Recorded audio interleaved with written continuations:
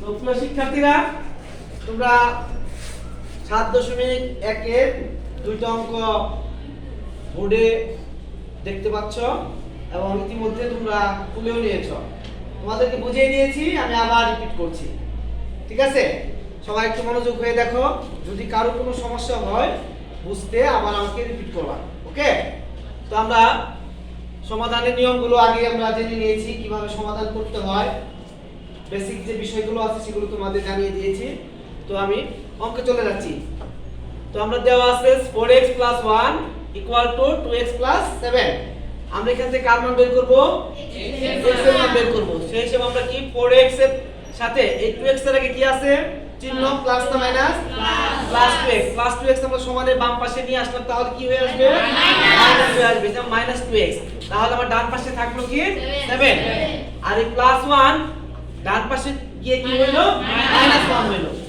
এবার পরের লাইনে আমরা চলে যাই। 4x থেকে 2x যদি আমরা বিয়োগ করি কি হয়? 2x। আর 7 থেকে 1 বিয়োগ করলে কত হয়? 3। এবার x এর সাথে 2 কি অবস্থায় আছে? গুণ। আমরা জানো গুণ অবস্থায় থাকলে কি হয়? তাহলে অপর পাশে 6 কে 2 দ্বারা ভাগ করে আমরা তাহলে কত পাবো? 3। তাহলে x এর মান কত বের হলো? 3। তাহলে নির্ণয়ের সমাধান x সমান কত? 3। এরপর 2 নাম্বার অঙ্কে চলে যায়। দেওয়া আছে 5x - 3 = 2x + 3। তাহলে এই অঙ্কটা কি 1 নাম্বার অঙ্কের সাথে মিলে যায় না? তাহলে 5x + 2x যদি আমার এই পাশে আসে তাহলে কি হয়ে গেল?